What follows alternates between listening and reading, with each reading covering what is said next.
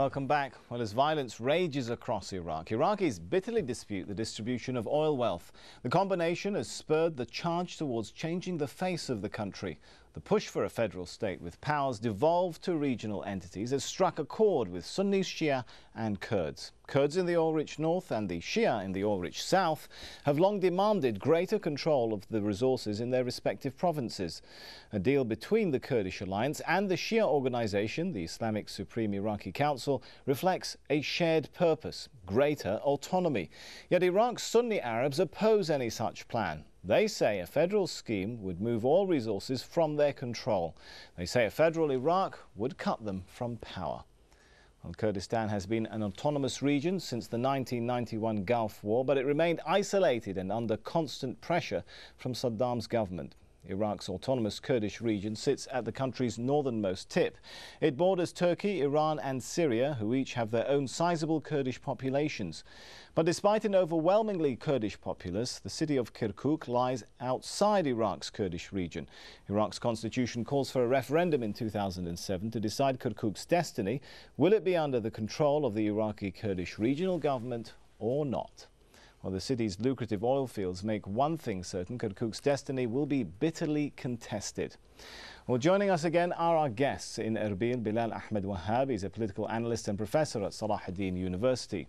In Amman, we have the former Iraqi oil minister Issam al-Chalabi, and in Washington, D.C., Flint Leverett. He's a senior fellow at the New America Foundation and also a former aide to the Bush administration. Thank you all for being with us. If I could start with Mr. Leverett.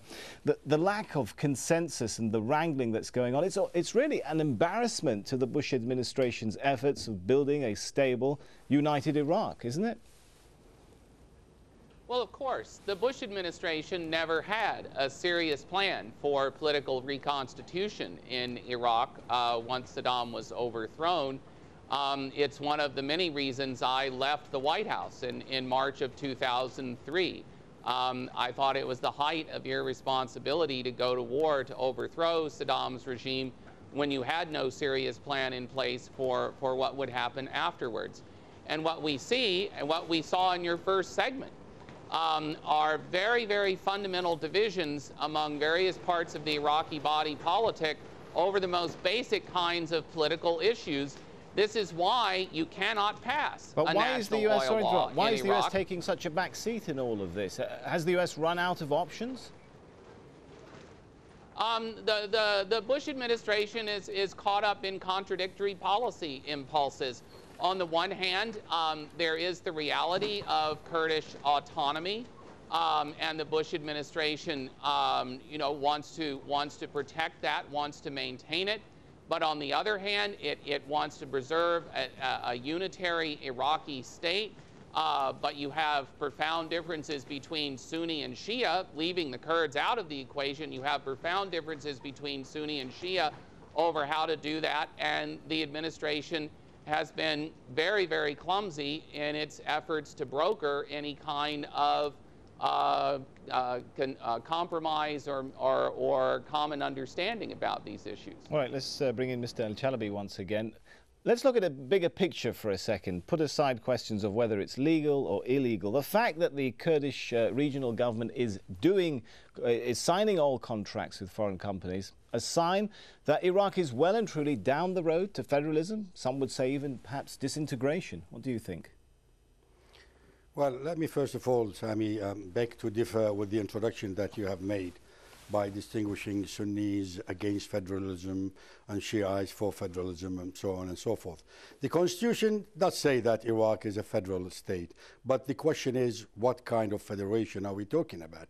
Are we talking about almost full independent regions, or are we talking about decentralization of authority, or we are talking about something in between?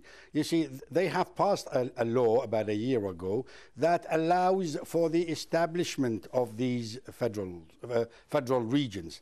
Now, you said that the Shiites are for and the Sunnis are against. That is not correct, because I tell you, major elements of those communities, of course, the Sadri group is against it. The Sadri group is against it. Okay, this is a well-known fact. Al-Fadila group is against it. This is a well-known fact. And the secular groups are against it. There's only one group, and that is the Supreme Council. High Council Al-Hakim group.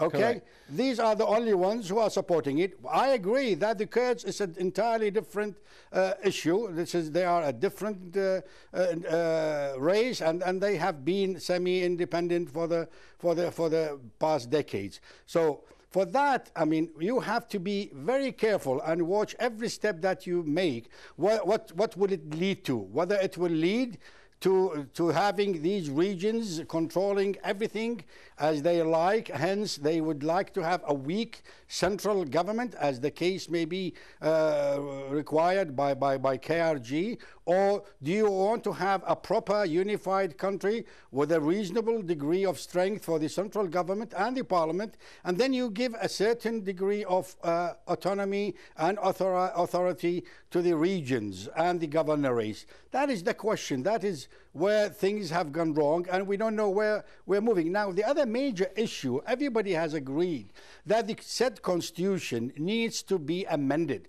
And this is the only reason why it was allowed to pass through referendum. Now, a committee that had been established by the parliament should have finished its work over a year ago. It's still working. And they say that they have on the table about 50 amendments, major amendments. Now, what do we assume? If we take the Kurdish position, it means that the constitution will not be amended. And that is not true, because everybody agrees, including the Americans, that there are certain points in the constitution that must be amended. So we have to wait and see, and we have to start from the very beginning. All right, I want to bring in once again Mr. Wahab into the discussion. The move towards, as the Kurdish regional government is doing, towards more power for itself is going to weaken the state of Iraq. How do you respond? I think to the contrary, it's going to buttress the unity of Iraq, because this is an autonomous region. It has been autonomous since 1991. Upon after the invasion and after you can say the demise of the Iraqi central government, this region could have gone away and declared some sort of an independence. But actually the Kurds did not do that. They participated in Iraq. They went to Baghdad. The Kurdish leadership, political leadership, went to Baghdad, participated in the political process, created coalitions. So why didn't they go the Iraqi through government those national, does not exist. Sorry to interrupt you. Why didn't they go through those national institutions rather than handling things in the regional turf? They have representation. They have the presidency, the foreign ministry. I mean, they are represented in the central government. That's a point where I personally agree with you that the Kurds could have waited. But now the Kurdish official point of view is that the process is going to take long, and for a couple of times the Iraqi government and the Iraqi parliament failed to pass the hydrocarbon law. So the Kurds have run out of patience, and they went ahead with the contracts. Got the point. I want to quickly get a word in before we have to end from Mr. Leverett. Has the US itself contributed to the weakening of the Iraqi state by allegedly pushing for greater concessions for foreign oil firms and empowering Sunni tribes to fight alongside US soldiers? What do you think?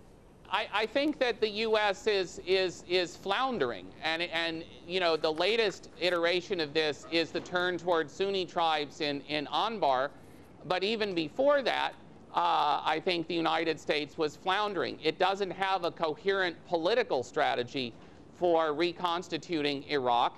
And I don't think on its own the United States can do that. It's going to have to be done as part of a broad-based regional diplomatic effort. All right, I'm afraid we are running out of time. We'll have to thank our guests, Bilal Ahmed Wahab from Salahuddin University, Issam Chalabi, former Iraqi oil minister, and Flint Leverett, former aide to the Bush administration.